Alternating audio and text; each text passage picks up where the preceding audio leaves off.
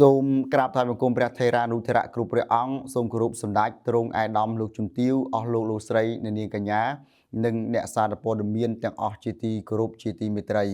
ក្នុងក្របខ័ណ្ឌតំណាងឲ្យក្រមអ្នកនាំពាក្យក្រសួងមហាផ្ទៃខ្ញុំបកណាខ្ញុំសូមធ្វើសេចក្តីសង្ខេបព័ត៌មាន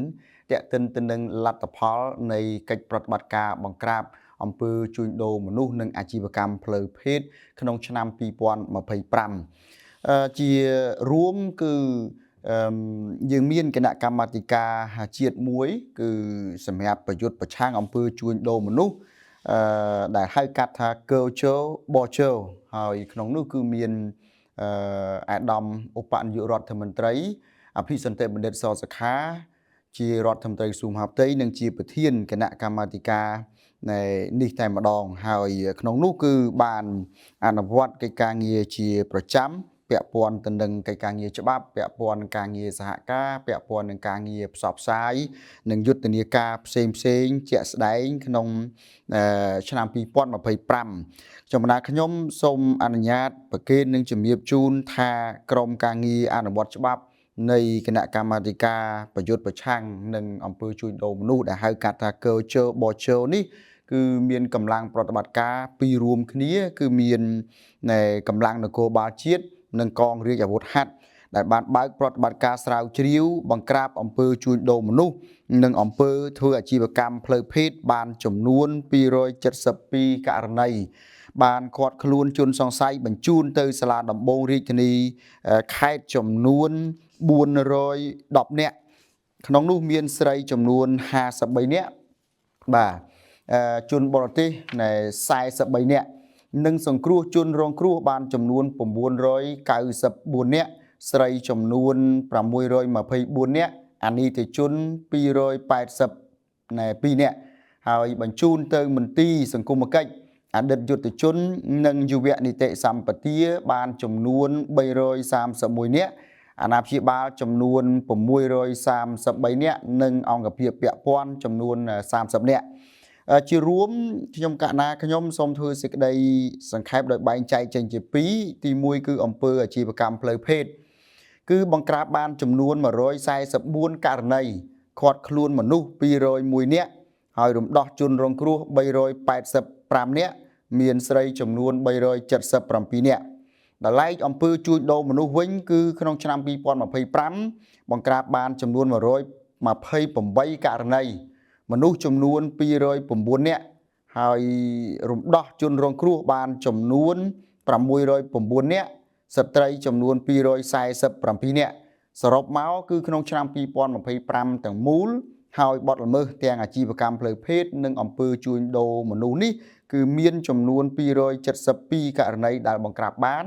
ហើយឃាត់ខ្លួនមនុស្សចំនួន410នាក់រំដោះជនរងគ្រោះ994នាក់ស្ត្រីចំនួន624នាក់នៅក្នុងប្រតិបត្តិការបង្ក្រាបនៃបទល្មើសឆបោកតាមអនឡាញសមត្ថកិច្ចបានរកឃើញចំនួន3ករណីបាទមនុស្សចំនួន5នាក់ហើយមានមួយសញ្ជាតិបានរងគ្រោះដោយអំពើជួញដូរមនុស្សនិងបទល្មើសបង្ខាំងមនុស្សដោយខុសច្បាប់បាទហើយក្រៅពីនេះសមត្ថកិច្ចបានទទួលសំណើសំណុំពរសូមអន្តរាគមន៍តាមរយៈគេហទំព័រ Facebook សម្ដេចកលាហោមសុខេងគេហទំព័រ Facebook អាដាមអភិសន្តិបណ្ឌិតសសុខាបណ្ដឹងពីស្ថានទូតនានានិងពីប្រភពផ្សេងដោយគិតចាប់ពីថ្ងៃទី20ខែវិច្ឆិកាឆ្នាំ2024ដល់ថ្ងៃទី19ខែវិច្ឆិកាឆ្នាំ2025សរុបមានចំនួន3692សំណើសំណុំពរហើយមានមនុស្សចំនួន6229នាក់ស្ត្រីចំនួន850នាក់ស្មើនឹង41សញ្ជាតិបាទបើកប្រតិបត្តិការស្រាវជ្រាវស៊ើបអង្កេតចំនួន1794សំណើមនុស្សចំនួន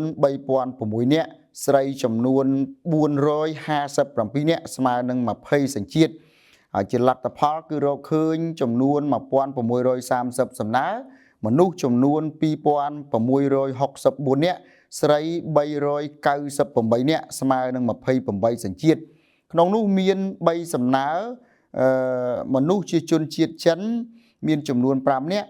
បានរងគ្រោះដោយអំពើបង្ខាំងដោយខុសច្បាប់ ខាត់ខ្លួនជនសង្ស័យបាន19នាក់កសាងសំណុំរឿងបញ្ជូនទៅកាន់តុលាការរីឯសំណើដែលបានរកឃើញផ្សេងពីនេះគឺមិនមានជាប់ពាក់ព័ន្ធនឹងបទល្មើសឡើយគណៈសំណើចំនួន164សំណើមនុស្សចំនួន342នាក់ស្រី59នាក់ស្មើនឹង18សញ្ជាតិគឺរកមិនទាន់ឃើញទេដោយឡែកចំពោះសំណើដែលនៅសេសសល់សមត្ថកិច្ចកំពុងបន្តធ្វើការស្រាវជ្រាវស្វែងរកតាមនៃជំនាញនីតិវិធីនិងច្បាប់កំណត់បាទចំពោះសាលាដំបងរាជធានីខេត្តគឺបានដំណើរការជំនុំជម្រះសំណុំរឿងចំនួន374សំណុំរឿងគឺសំណុំរឿងចាស់82សំណុំរឿងនិងសំណុំរឿងថ្មី293សំណុំរឿងនេះពាក់ព័ន្ធនឹងករណីដែលសមត្ថកិច្ចបានប្រតិបត្តិការហើយកសាងសំណុំរឿងបញ្ជូនទៅកាន់តុលាការនៅក្នុងនោះមានជនរងគ្រោះចំនួន385នាក់ស្រីចំនួន265នាក់ជនជាប់ចោតចំនួន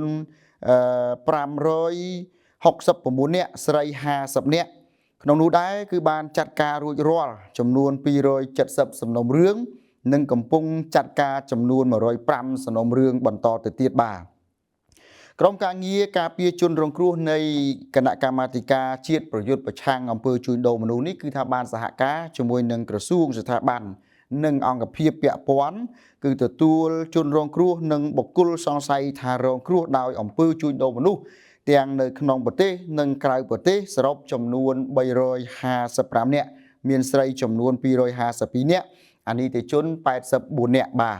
ហើយបានបញ្ជូនជនរងគ្រោះនិងជនងាយរងគ្រោះទៅទទួលសេវាគាំទ្រនិងស្ដារនីតិសម្បទានៅមណ្ឌលរបស់រដ្ឋនិងអង្គការដៃគូចំនួន355នាក់ស្រីចំនួន252នាក់អនីតិជន84នាក់នឹងធ្វើសមាហរណកម្មបានន័យថាបញ្ចូលឬក៏បញ្ជូនជនរងគ្រោះទៅក្នុងសហគមន៍ឬក៏មូលដ្ឋានវិញចំនួន200នាក់ក្នុងនោះមានស្ត្រីចំនួន156នាក់កុមារចំនួន35នាក់បានសម្របសម្រួលការធ្វើមាតុភូមិនិវត្តជនបរទេសទៅប្រទេសដើមកំណើតវិញចំនួន28នាក់មានស្រី24នាក់និងការធ្វើមាតុភូមិនិវត្តរបស់ប្រជាពលរដ្ឋខ្មែរដែលរងគ្រោះនិងបុគ្គលសង្ស័យថារងគ្រោះដោយអំពើជួញដូរមនុស្សគ្រប់ប្រភេទគ្រប់ទម្រង់